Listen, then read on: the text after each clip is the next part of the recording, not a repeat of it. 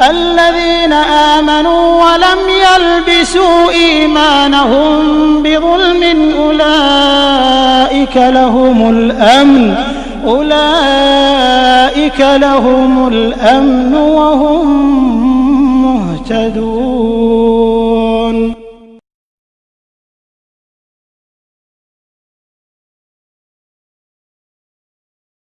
مملکت سعودی عربیہ، جائیے اللہ کی قسم، ریاض سے نکلیے، پورے سعودیہ کی بستی بستی، گاؤں گاؤں، دیہات دیہات کو چھان مارے، یہاں آپ کو اللہ کے ساتھ غیر اللہ کی عبادت ہوتے کوئی منظر نظر نہیں آئے گا،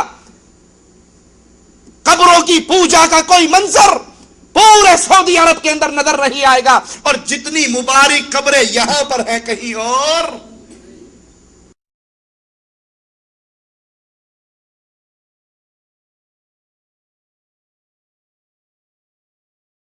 جو لوگ ایمان لائے اور اپنے ایمان کو شرک کے ساتھ آلودہ نہیں کیا، انہی کے لیے امن ہے اور وہی راہ راست پر چل رہے ہیں۔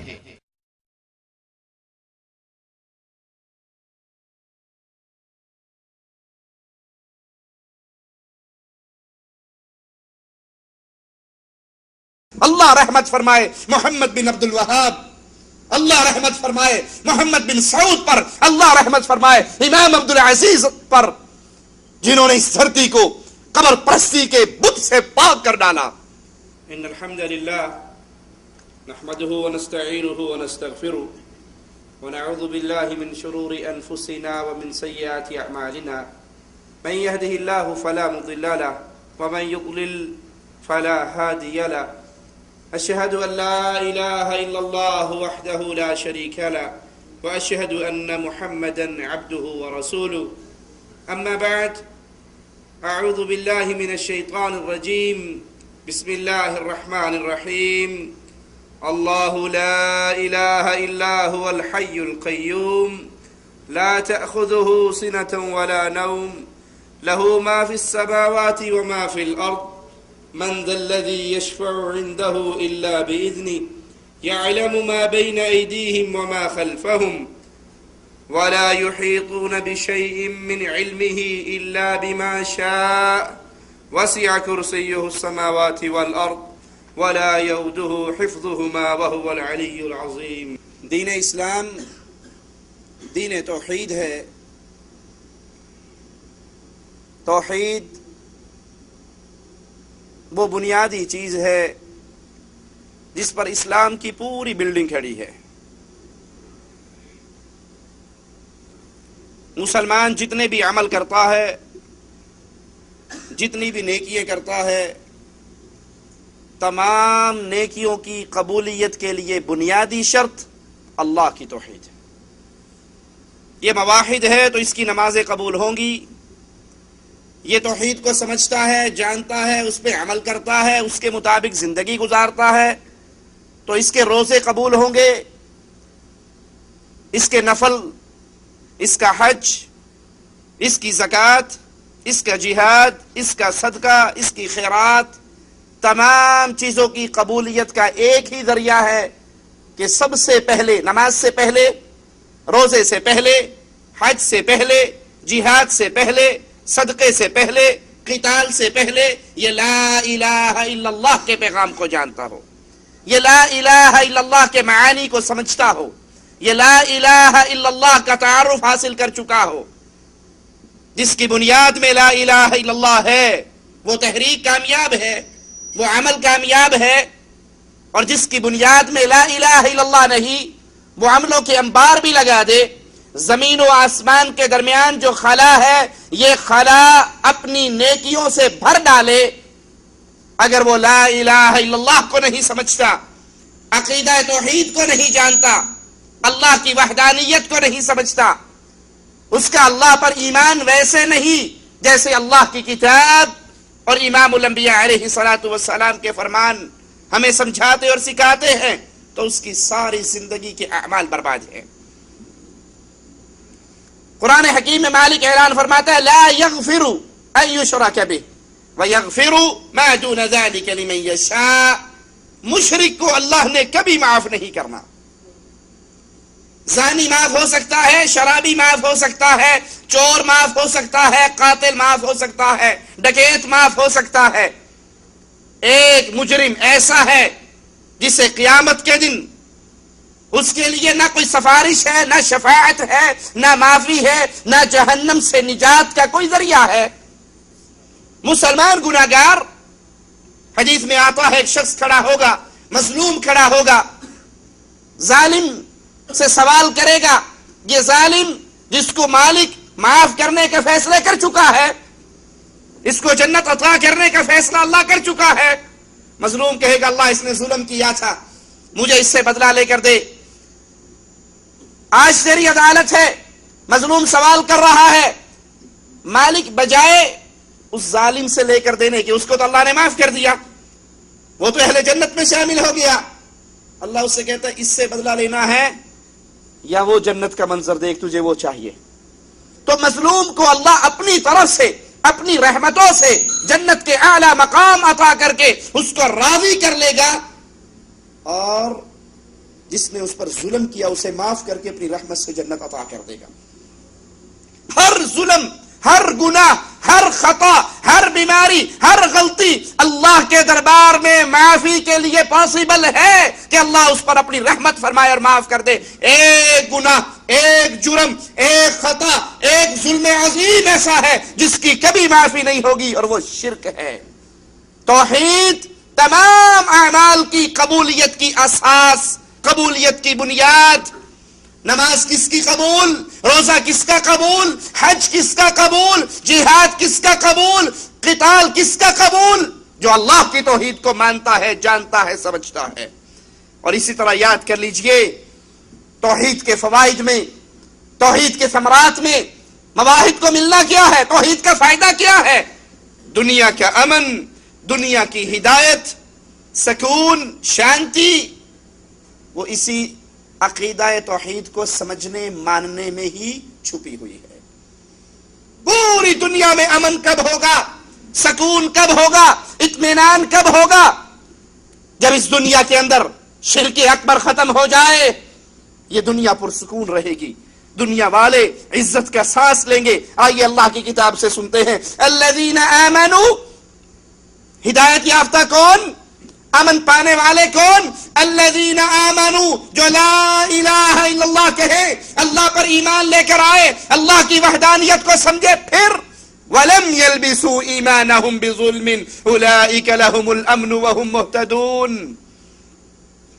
لا الہ الا اللہ کہنے کے بعد معاملہ ختم نہیں ہو جاتا, آزادی کا پروانہ نہیں مل جاتا کہ آپ جو چاہے کریں, آپ نے لا الہ الا اللہ پڑھ لیا. نہیں, اللہ کی کتاب کہہ رہی ہے الذین آمنوا, جو ایمان لے کر آئے, ولم یلبسوا ایمانہم بظلم اولئک لہم الامن وہم مہتدون. ایمان لانے کے بعد پھر وہ ظلم عظیم نہ کرے, وہ شرک اکبر نہ کرے, وہ اللہ کے ساتھ کسی کو شریک نہ کرے, نہ اللہ کی ذات میں, نہ اللہ کی صفات میں, نہ اللہ کی عبادت میں. جب اپنے دامن کو وہ شرک اکبر سے بچا لیں گے, دنیا میں امن بھی ہوگا, سکون بھی ہوگا, اور یہی ہدایت پانے والے ہوں گے.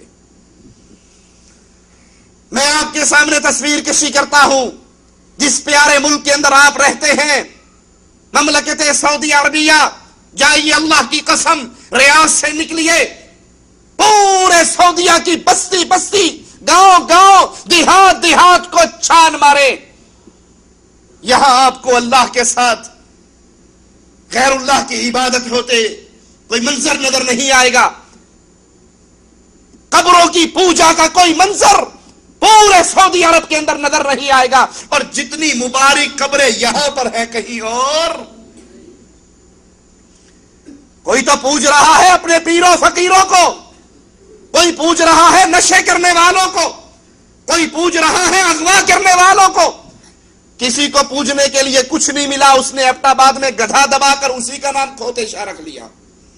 کوئی تو کسی کو پوج رہا ہے, کسی کو کوئی قبر نہیں ملی, اس نے خالی قبر بنا کر ہی اس کی عبادت شروع کر دی.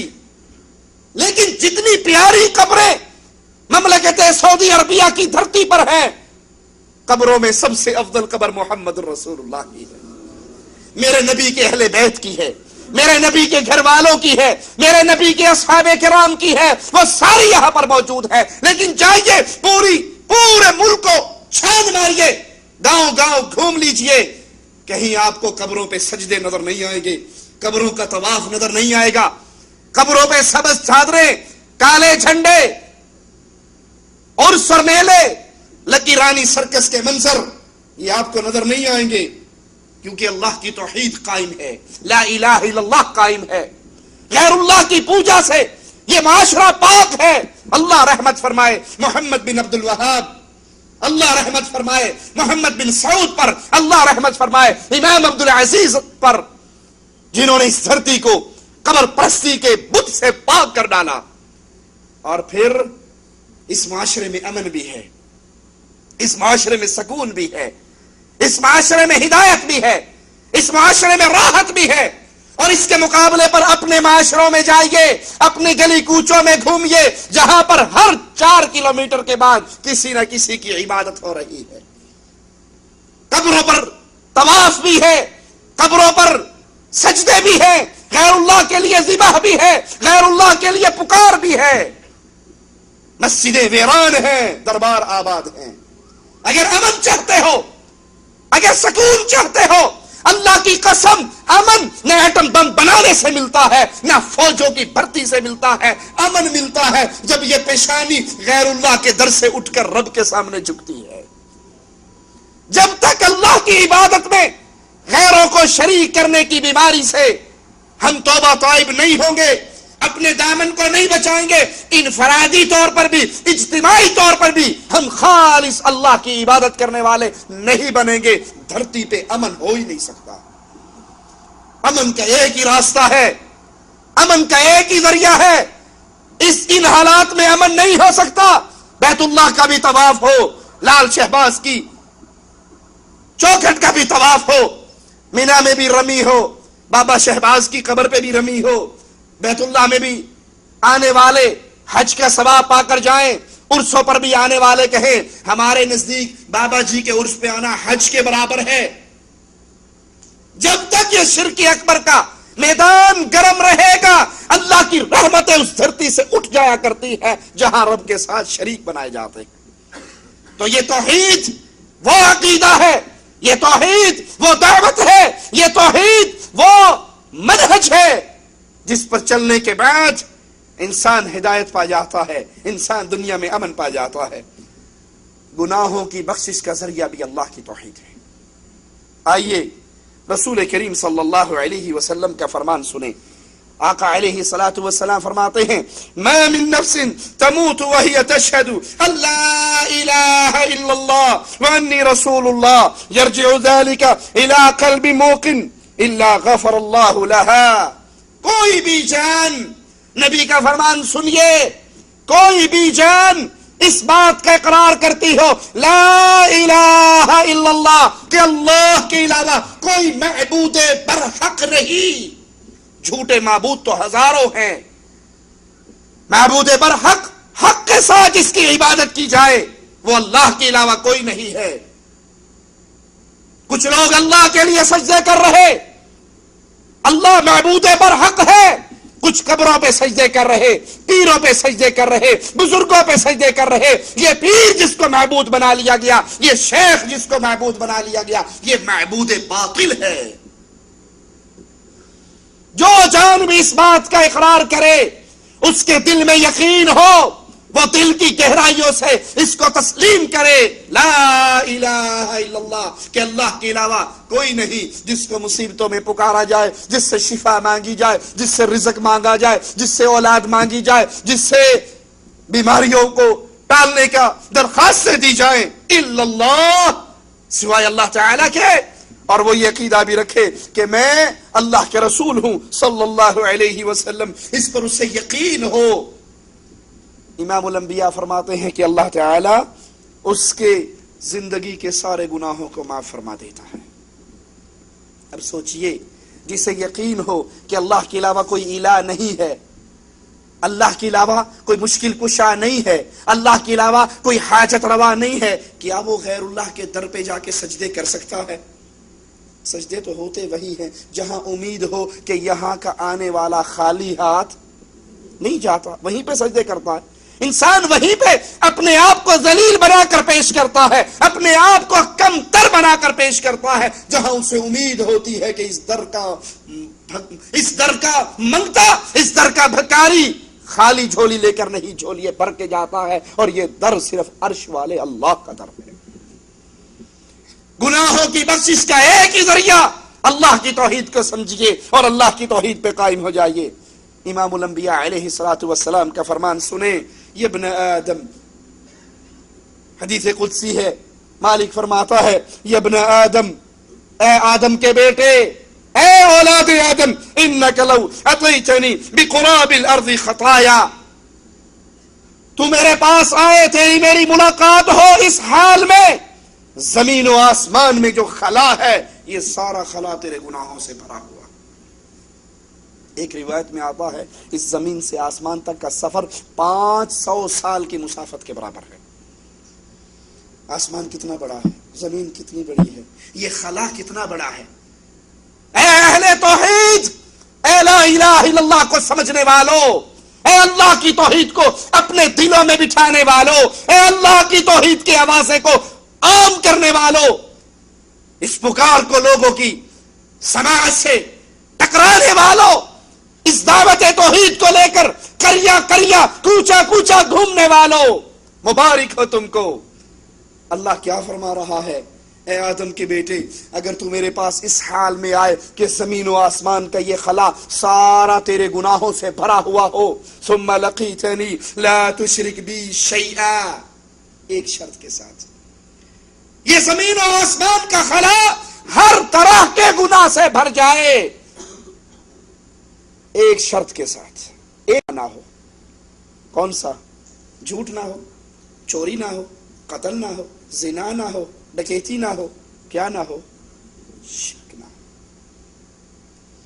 آج تو سائل کسی سے پوچھ لے شرک کے بارے میں تو کہتے ہیں یہ شرک پر کوئی چیز نہیں ہے، بس یہ شیطانی وسوسہ ہے۔ احمد رضا خان صاحب بریلوی اپنی کتاب ملفوظات احمد رضا میں لکھتے ہیں کہ جنید بغدادی دریائے دجلہ پر کنارے پر کھڑے تھے، انہوں نے پار جانا تھا، تو وہ یا اللہ کہتے ہوئے دریا پر چلنے لگ گئے جیسے انسان عام راستے خشکی پہ چلتا ہے۔ پیچھے ایک بابا مرید بھی تھا، انہوں نے کہا شاہ جی تسی تو جان رہے ہو، میں بھی جانا ہے، مجھے بھی لے جاؤ۔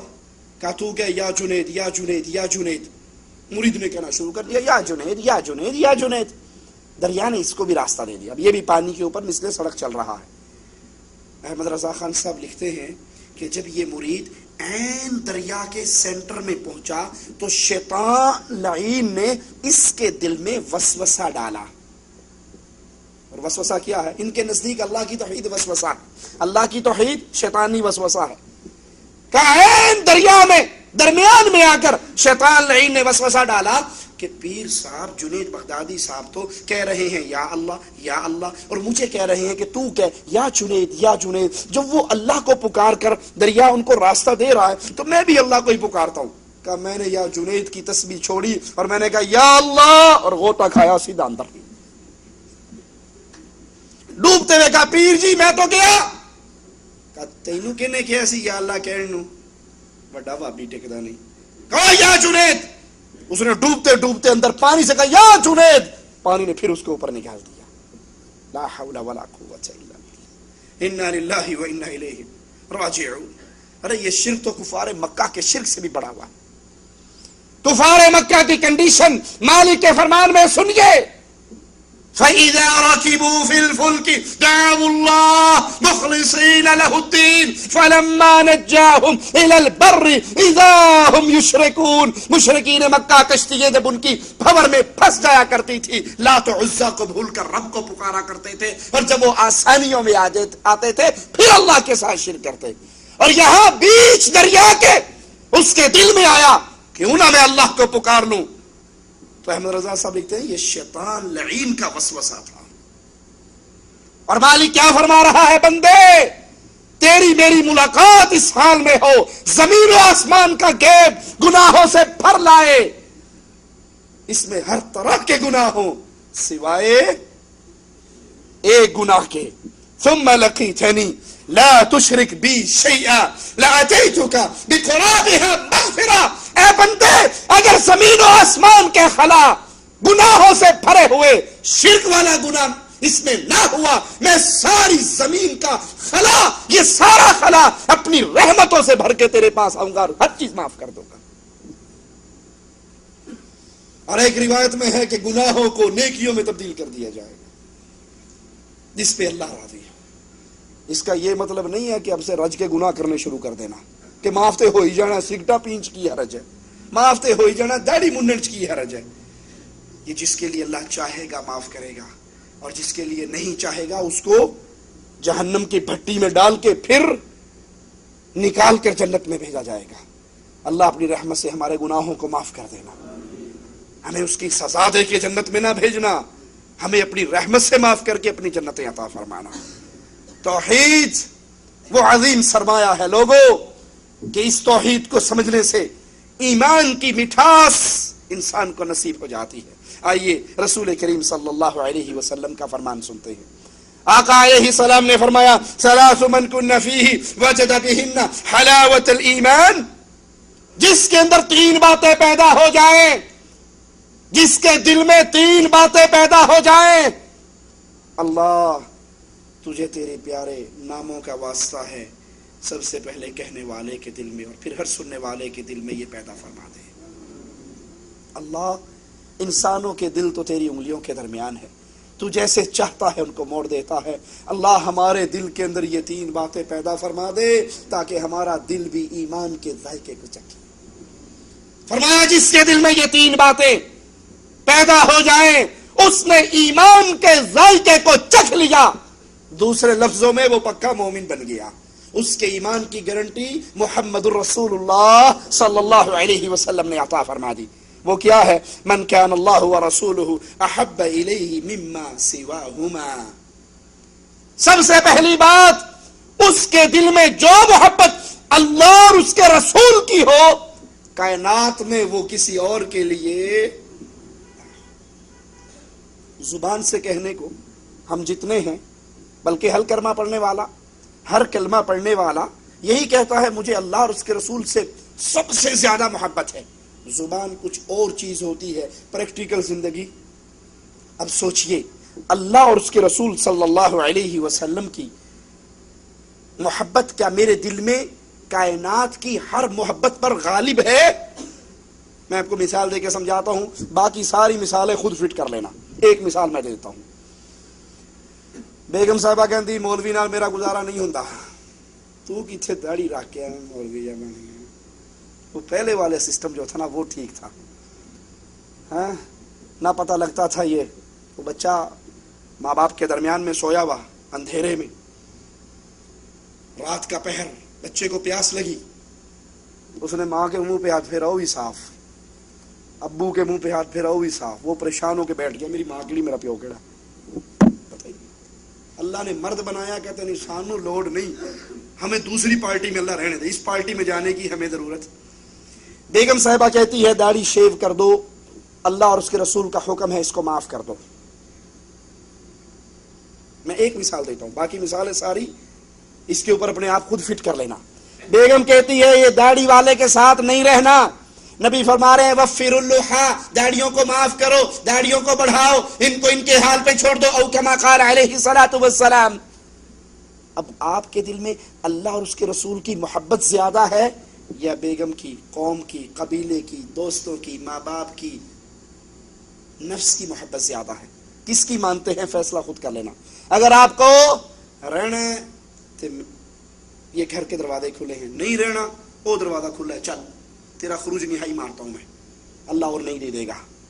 لیکن میں نبی سے بے وفائی نہیں کر سکتا، میں اللہ سے بے وفائی نہیں کر سکتا. اگر تو آپ کا ایمان یہ کہتا ہے کہ ہر کسی سے ٹکر لی جا سکتی ہے، ہر کسی کو ناراض کیا جا سکتا ہے سوائے اللہ اور محمد الرسول اللہ کے، تو آپ کے دل میں ایمان، محبت سب سے زیادہ اللہ اور اس کے رسول کی ہے. اور اگر بیگم کی ایک آنکھ کے اشارے پر آپ سنت رسول کو شیو کر کے گٹر کی گندگی میں بہا دیتے ہو تو پھر سوچنا آپ کے دل میں بیوی کی محبت زیادہ ہے یا محمد کی محبت زیادہ صلی اللہ علیہ وسلم.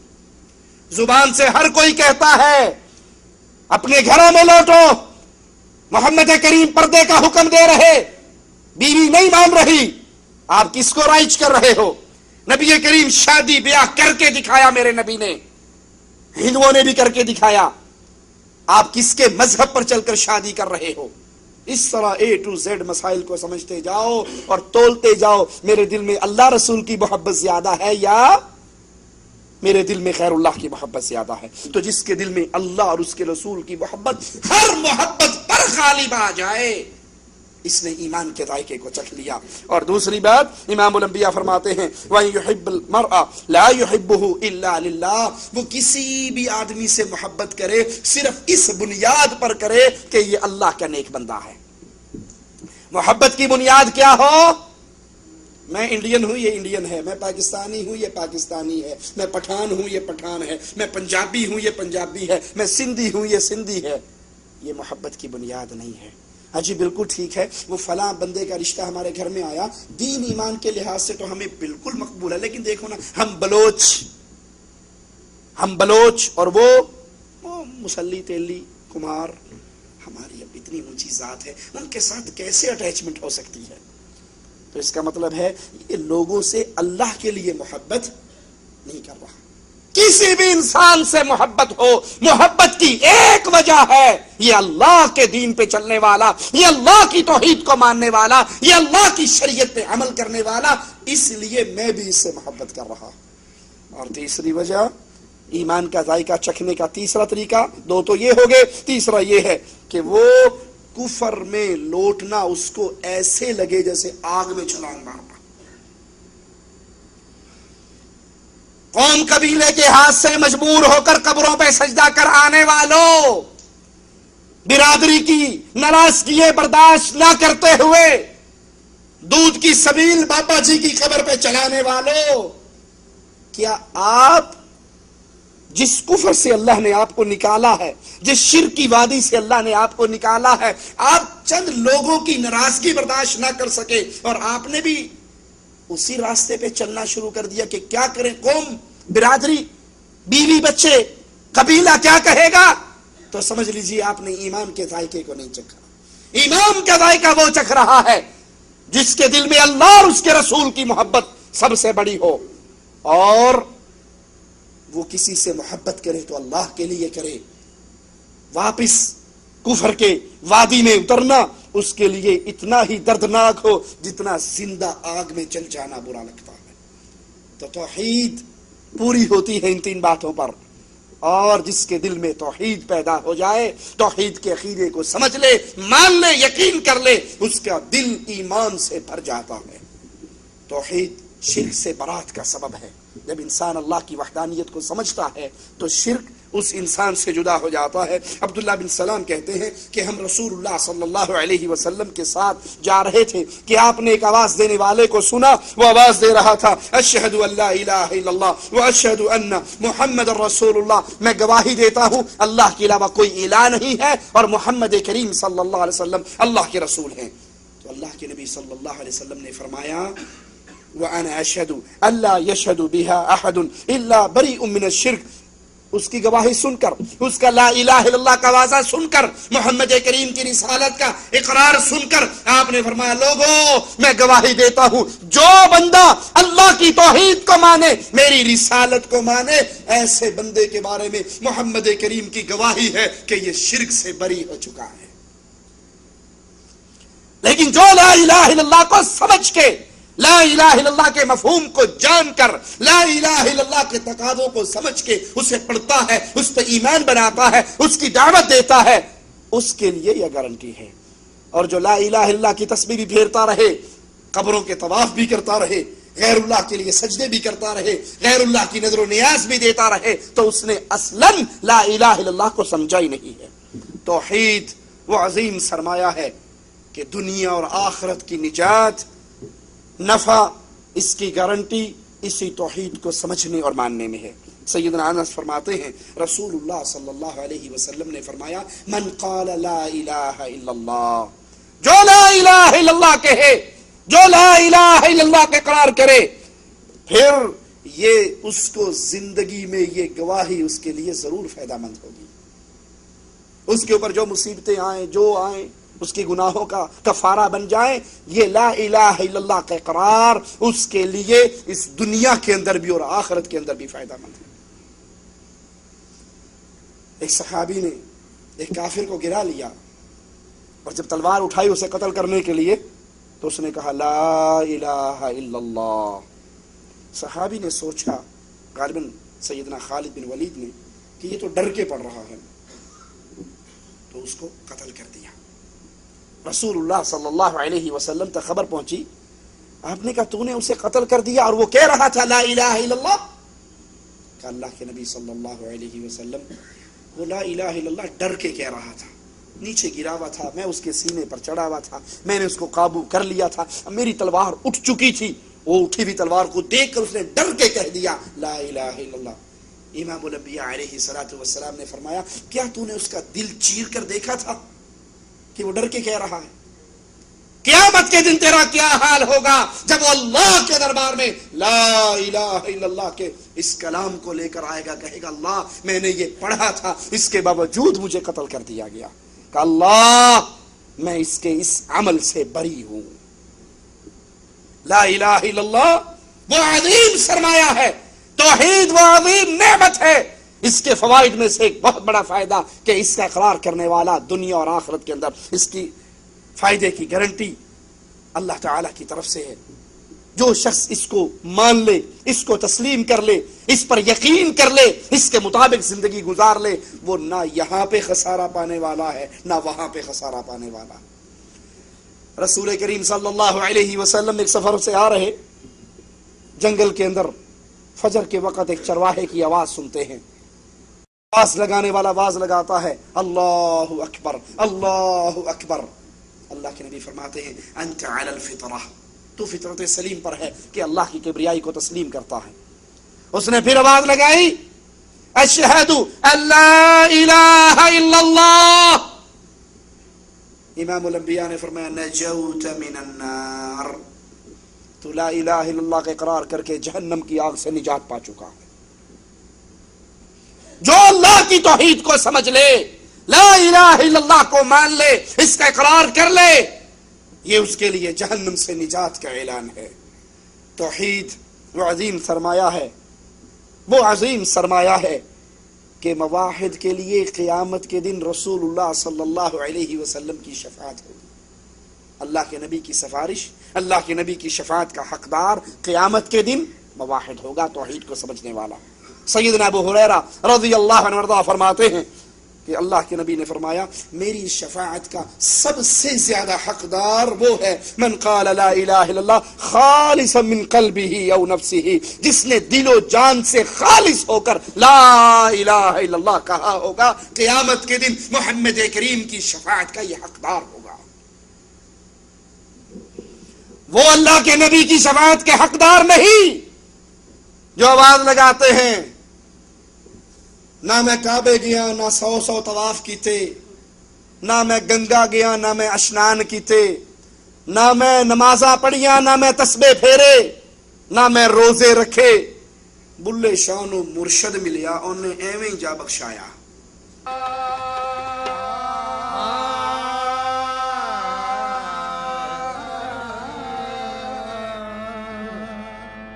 مکے گیا گل مکدی نہیں، پاویں 100 جمعے پڑھ آئیے. مکے گیا گل مکدی نہیں، پاویں 100 جمعے پڑھ رہے. گنگا گیا گل مکدی نہیں، پاویں 100 گوتے کھائیے. گیا گیا گل مکدی نہیں، پاویں 100 پنڈ پڑھ آئیے. بلے شاہ گل تائیوں مکدی جدوں مینوں دلوں گوائیے بلے شاہ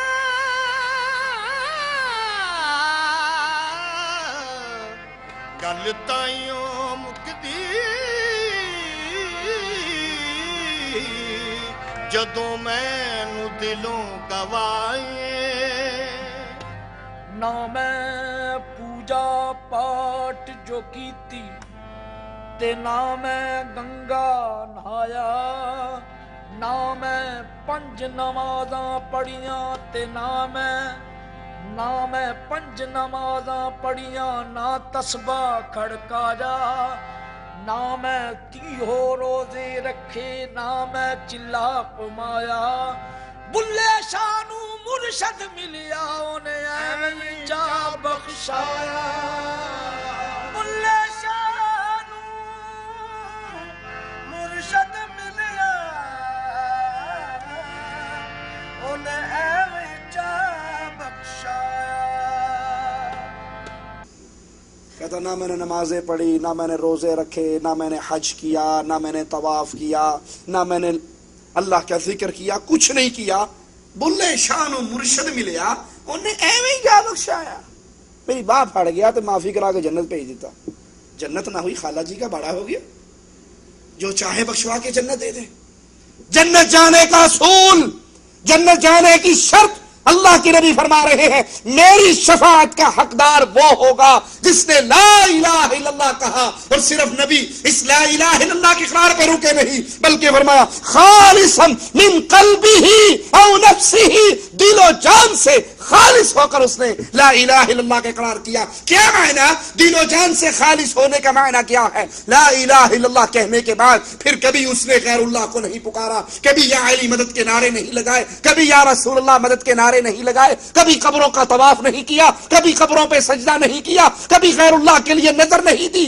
کبھی غیر اللہ کا ڈر اللہ والا خوف اپنے دل میں نہیں بٹھایا اللہ والی محبت غیر اللہ کی اپنے دل میں نہیں بٹھائی کبھی جانوروں کے ذبح انہوں نے غیروں کے نام پہ نہیں کیا خالصاً وہ خالص اللہ کی توحید کو سمجھے دل و جان کے اندر رب کی توحید کو جگہ دی قیامت کے دن یہ حقدار ہے محمد اس کی شفاعت کریں گے رب اس کو جنت عطا کر دے گا صلی اللہ علیہ وسلم اللہ کی توحید کو سمجھنا عام بات نہیں ہے یہ عام درس نہیں ہے یہ عام سبق نہیں ہے یہ توحید نجات ہے اس دھرتی پر بھی اور آخرت کے دن بھی اس نجات کی چابی لا الہ الا اللہ ہے توحید اللہ کی رضا کا سبب ہے مواحد سے اللہ راضی ہو جاتا ہے ابو داؤد میں اور ابن ماجہ میں ہے اللہ کے نبی صلی اللہ علیہ وسلم نے فرمایا فرمان رسول سنیے اپنے عقیدوں پہ غور کیجئے اللہ کے نبی فرما رہے ہیں کوئی بھی شخص صبح شام 3 مرتبہ یہ دعا پڑھ لے کوئی بھی شخص صبح شام 3 مرتبہ یہ دعا پڑھ لے رضیت باللہ ربا میں اللہ کے رب ہونے پر راضی وبالاسلام دینا اسلام کے دین ہونے پر راضی وبمحمد النبی محمد کریم صلی اللہ علیہ وسلم کے نبی ہونے پر راضی الا كان حقا على اللہ ان يرضيه یوم القیامہ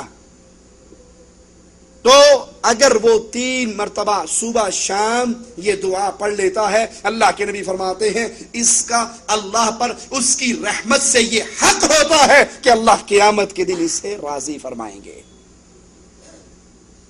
رضیت باللہ ربا یہ اعلان کرے صبح شام میں اللہ کے رب ہونے پر راضی ہوں کیا معنی اللہ کے رب ہونے پر راضی ہوں کیا معنی میں مثال دے کے سمجھاتا ہوں ایک شخص ایک کمپنی میں جاب کر رہا ہے اس کو 5000 ریال سیلری مل رہی اس کی دال روٹی اچھا ہی چل رہی بچت بھی ہو رہی اب وہ راضی ہے وہ دائیں بائیں نہیں جھانکے گا ایک بندے کو 1500 مل رہی وہ اس پہ راضی نہیں ہے وہ کبھی ادھر ٹرائی مارے گا کبھی ادھر ٹرائی مارے گا کبھی یہاں درخواست دے گا کبھی وہاں درخواست دے گا صحیح ہے یا نہیں ایک بندے کو اچھی بیوی مل گئی اس پہ راضی ہو گیا ایک کو اچھی نہیں ملی وہ ٹرائی میں لگا رہے گا کوئی اچھی رشتہ آئے تو میں کسی نے بھی نہ دسا تو قبول کر کے ہی دسا جو کسی بات پہ راضی ہو جائے، راضی ہونے کے بعد وہ دائیں بائیں نہیں جھانکتا. من راضی باللہ، جو اللہ پر راضی ہوا، اس کو رب مان کر، داتا مان کر، غوث اعظم مان کر، بری کرنے والا مان کر، غریب نواز مان کر، بندہ نواز مان کر، جب وہ اللہ پر راضی ہو جاتا ہے، نہ کسی اور در پہ سجدے کرتا ہے، نہ کسی در کا سوالی بنتا ہے. جس نے اللہ کو اللہ کہا لیکن غیروں کے در پہ جھکتا رہا، غیروں سے ڈرتا رہا، غیروں کا محتاج اور ان کا فقیر بنتا رہا، ان کے در کا سوالی بنتا رہا، تو حقیقت میں وہ اللہ کے رب ہونے پر راضی نہیں ہوا. جو اسلام کے دین ہونے پر راضی ہو جائے، کیا معنی؟ ہر مسئلہ پھر اسلام سے پوچھے. ہر مسئلہ، شادی کرنی ہے اسلام سے پوچھتا ہے، طلاق دینی ہے اسلام سے پوچھتا ہے، تجارت کرنی ہے اسلام سے پوچھتا ہے، سیاست کرنی ہے اسلام سے پوچھتا ہے. ہر مسئلے میں وہ اسلام کو دیکھتا ہے. میں اس دین پر راضی ہوں. اگر میں نے اسلام کو چھوڑ کر معیشت، معاشرت، سیاست، تجارت کفار یہود و نصارہ کے طریقے پہ کی، تو میں پھر اسلام پہ راضی نہیں ہوا. میں نے تو دائیں بائیں جھانکنا شروع کر دیا. جو اسلام کے دین ہونے پر راضی ہے، اس کا معنی یہ ہے کہ وہ کسی مسئلے میں بھی اسلام کو چھوڑ کر غیر کی طرف نہیں دیکھتا. جو راضی ہوا محمد کریم صلی اللہ علیہ وسلم کے نبی ہونے پر. کیا معنی؟ محمد کریم کے نبی ہونے پر راضی ہونے کا مطلب کیا ہے؟ کہ زندگی کے ہر مسئلے میں اس نے پھر امام ایک ہی مانا ہے. امام اعظم، قائد اعظم، رہبر اعظم، ایک ہی ذات کو سمجھا، اور وہ ذات گرامی محمد الرسول اللہ کی. نماز پڑھتا ہے تو محمدی، طلاق دیتا ہے تو محمدی، نکاح کرتا ہے تو محمدی. حلالے والی پارٹی میں جھانتیاں نہیں مارتا. پھر وہ ایک ایک مسئلے میں دیکھتا ہے امام الانبیاء کا فرمان کیا ہے. وہ مقام رسالت پر اپنے نہ کسی شیخ کو بٹھاتا ہے، نہ پیر کو بٹھاتا ہے، نہ امام کو بٹھاتا ہے. وہ کہتا ہے جب سے مدنی سرکار کو اپنی آنکھوں میں سجایا ہے، کسی اور کی طرف دیکھنے کے لیے دل ہی نہیں چاہتا.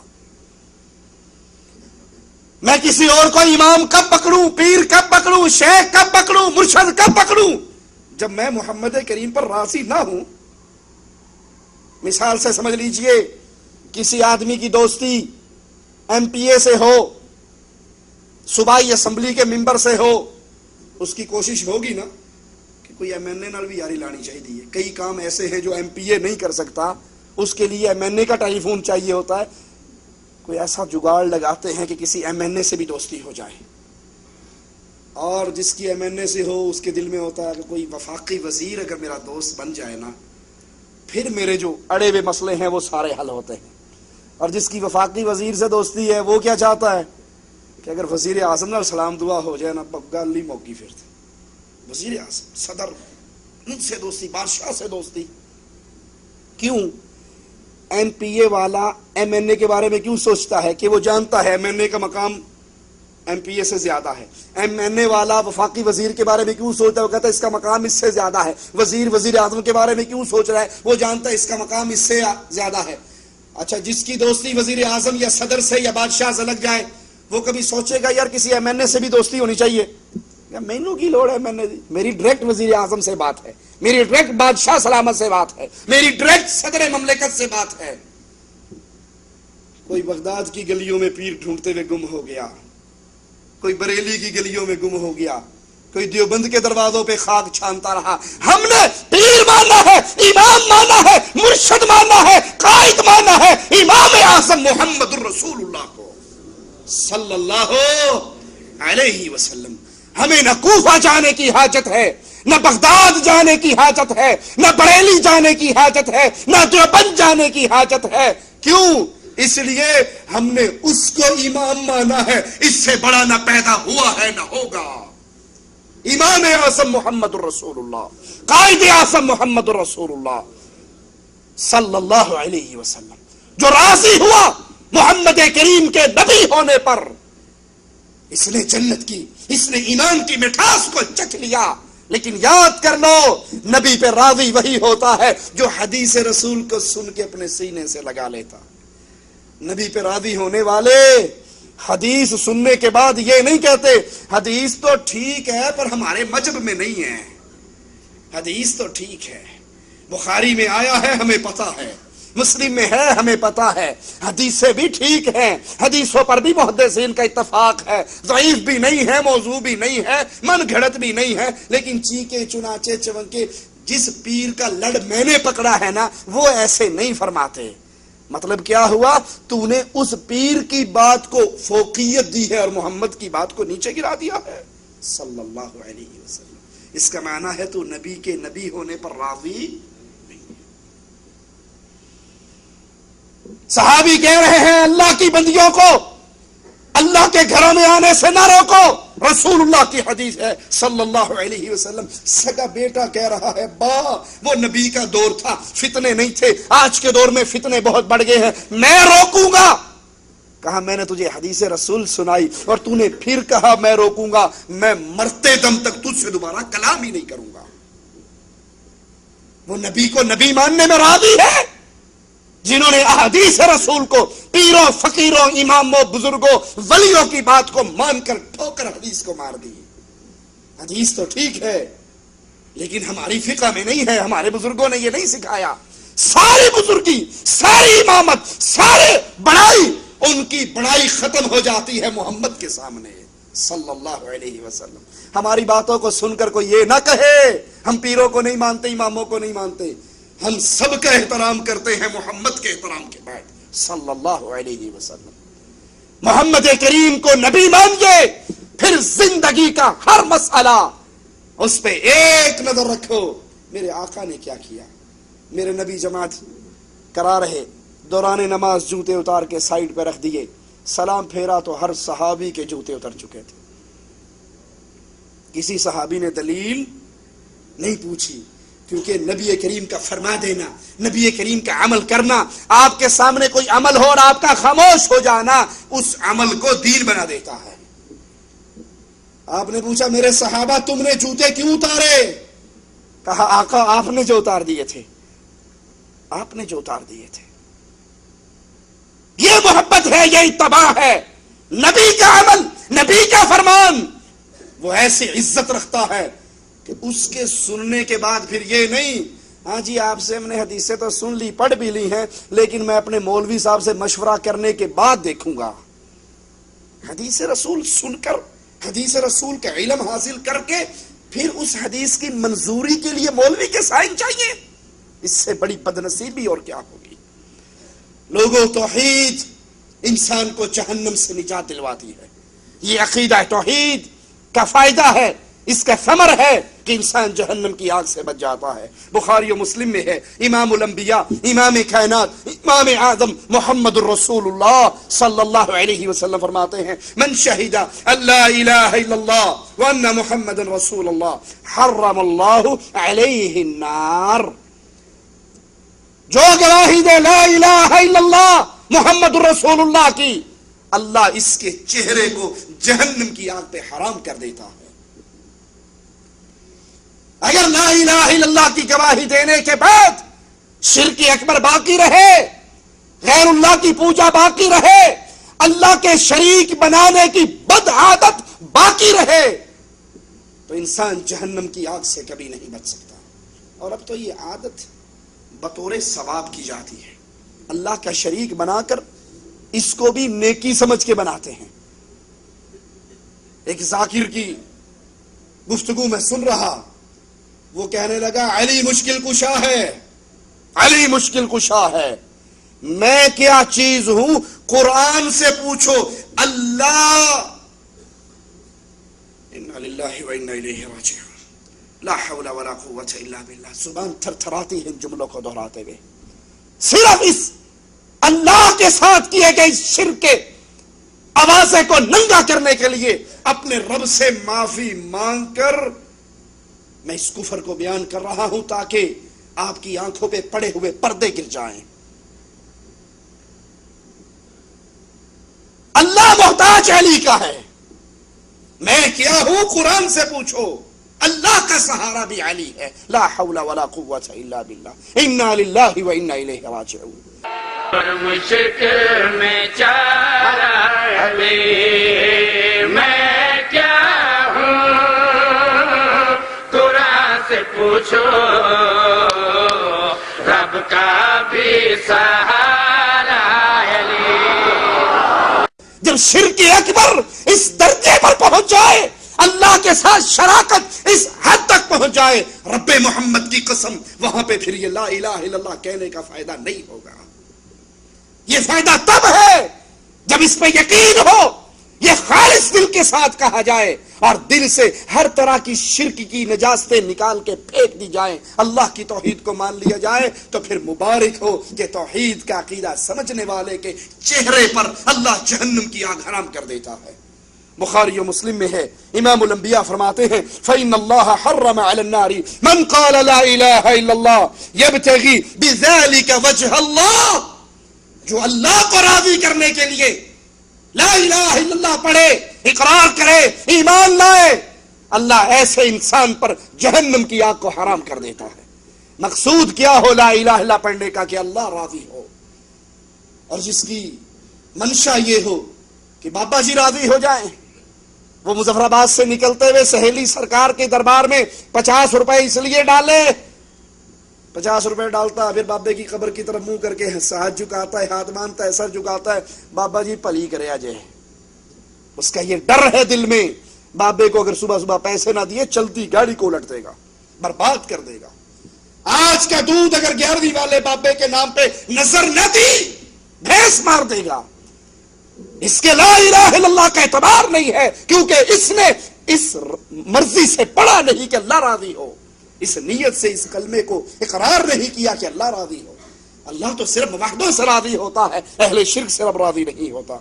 توحید انسان کو جنت میں داخل کرواتی ہے. بخاری و مسلم میں ہے، امام الانبیاء، امام کائنات، امام اعظم محمد رسول اللہ صلی اللہ علیہ وسلم فرماتے ہیں من شہد ان لا الہ الا اللہ وحدہ لا شریک لہ وان محمدا عبدہ ورسولہ وان عیسی عبد اللہ ورسولہ وکلمتہ القاها الى مریم وروح منہ والجنة حق والنار حق ادخلہ اللہ الجنہ علی ما کان من العمل.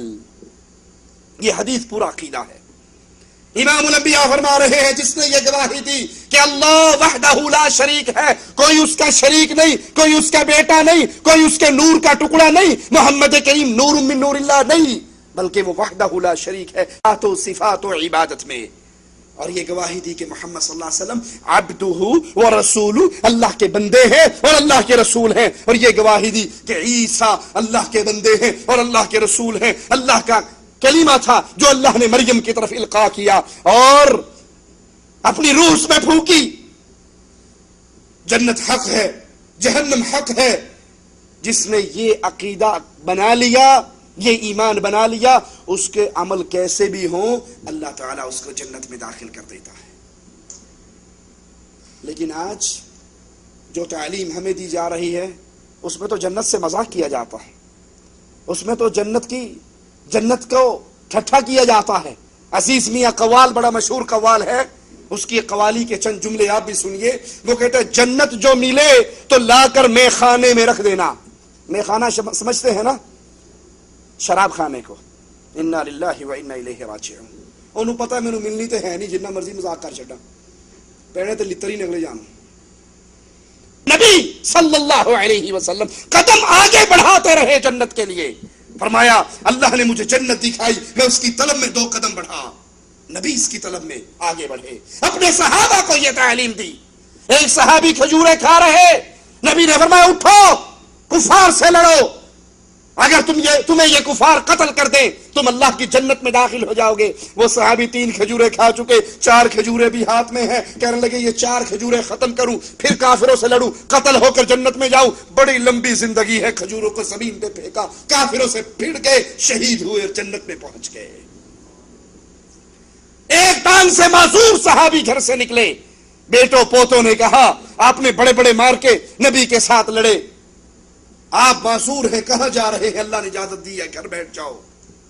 نبی کے پاس آئے، کہنے لگے اللہ کے نبی میرے بیٹے مجھے کہتے ہیں آپ ایک ٹانگ سے معذور ہو، آپ کیوں جا رہے ہو؟ اللہ کی قسم میں اسی ایک ٹانگ سے لڑ کھڑاتا ہوا رب کی جنت میں داخل ہوں گا. میدان مارکے میں گئے، پہلے حملے میں شہید ہو گئے.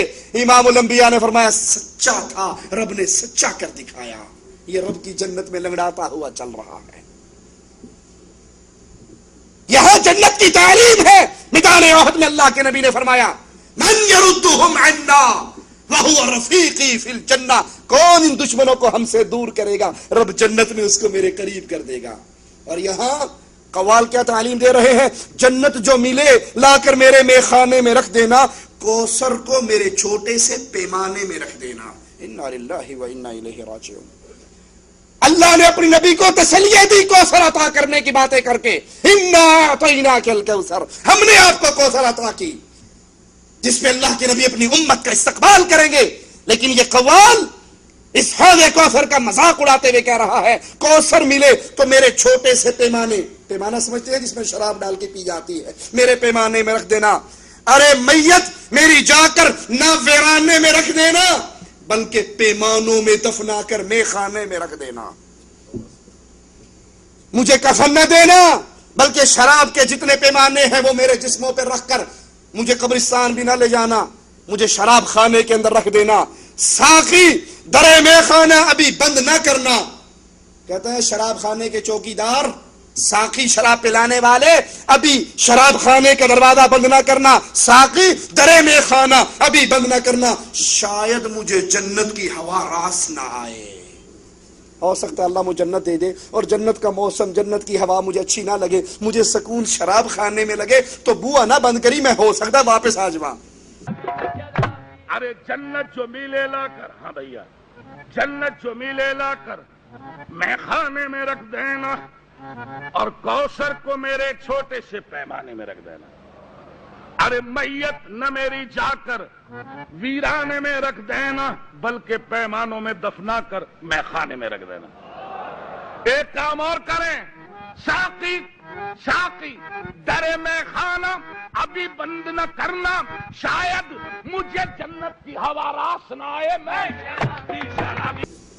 یہ نہیں پتا فرشتہ نے لتر مار مار کے پرلی پارٹی کی طرف بھیجنا ہے، جنت کی طرف نہیں، نہ میخانے کی طرف.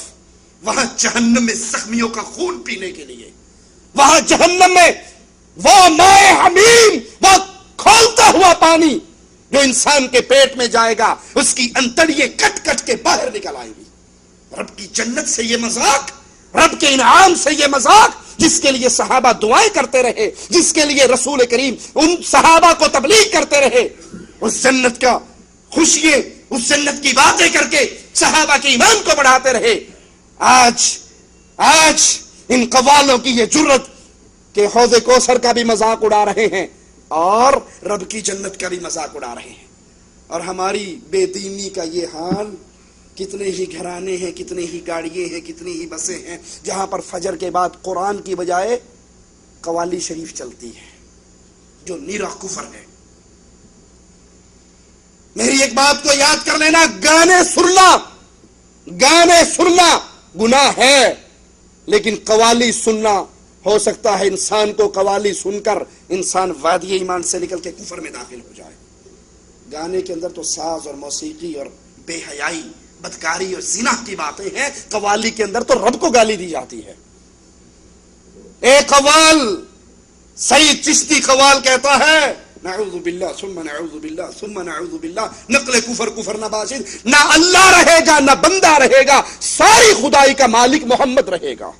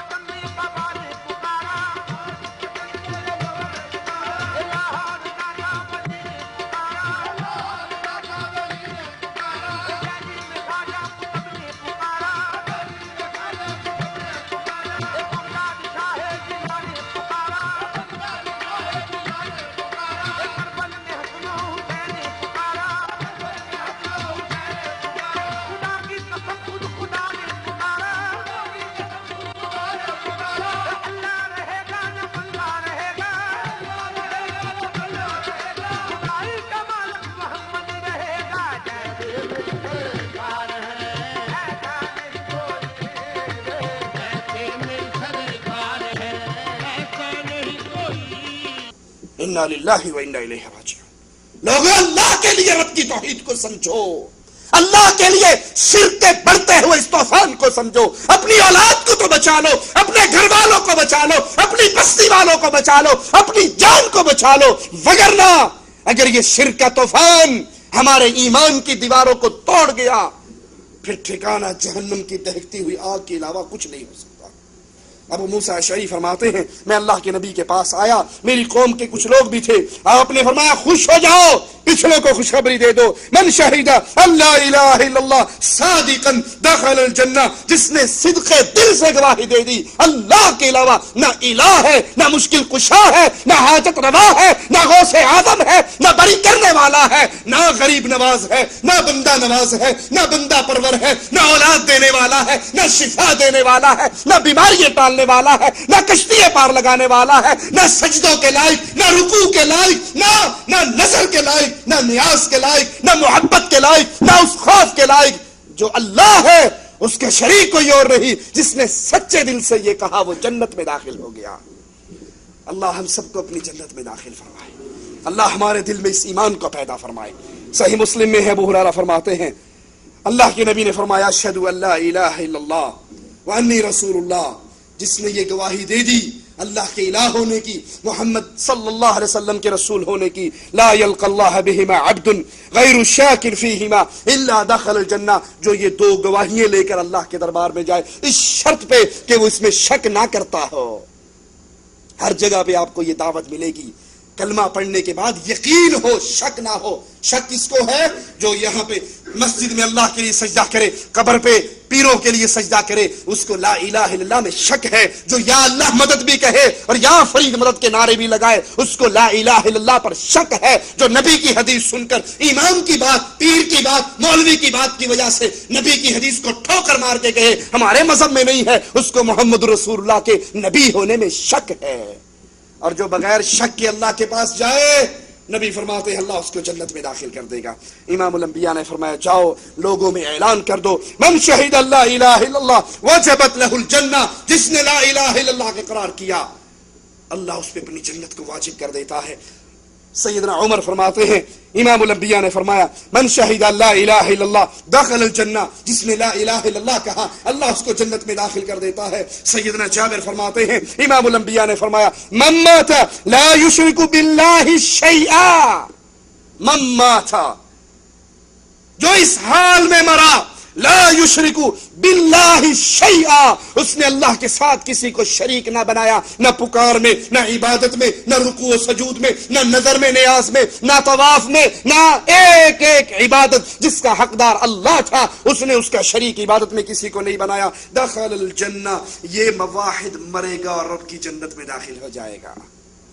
اللہ ہمیں ایسے خوش نصیبوں میں شامل فرمائے جو توحید کی حالت میں مرے اور اللہ کی جنت میں داخل ہو جائیں۔ سیدنا جابر فرماتے ہیں امام الانبیاء نے فرمایا من قال لا الہ الا اللہ مخلصا دخل الجنہ، جس نے خلوص سے دل سے لا الہ الا اللہ کے قرار کیا وہ اللہ کی جنت میں داخل ہو جائے گا۔ اللہ ہمارے گناہوں کو معاف فرما دے، ہماری خطاؤں کو معاف فرما دے، ہماری سیاہ کاریوں کو معاف فرما دے، ہمیں زندہ رکھ، ایمان پر رکھ۔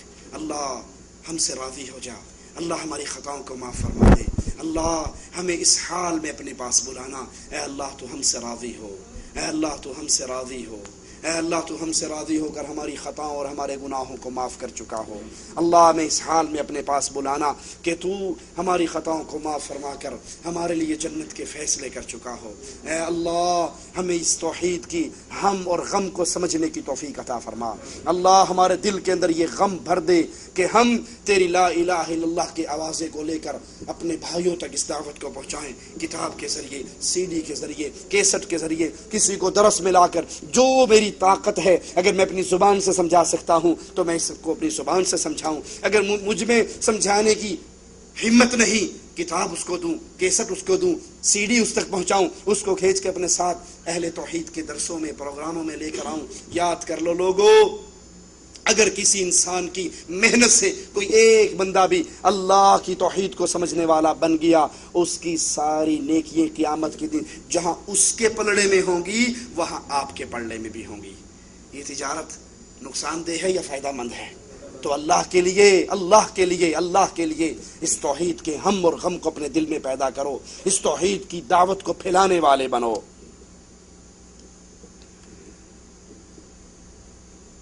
کسی نے پوچھا ہے یہ فاتورہ بڑھا کر لینا یا دینا صحیح ہے یا غلط ہے؟ آپ نے جو چیز خریدی ہے، جتنے کی خریدی ہے اتنے کی ہی اس کا فاتورہ بنوائیں اور اتنا ہی کمپنی میں داخل کروائیں۔ اگر اس سے زیادہ کوئی کرواتا ہے تو وہ دھوکے کے اندر آئے گا اور اس کا وہ مال حلال نہیں ہوگا۔ اقول قولی ھذا واستغفر اللہ لی ولکم ولسائر المسلمین فاستغفروہ انہ هو الغفور الرحیم۔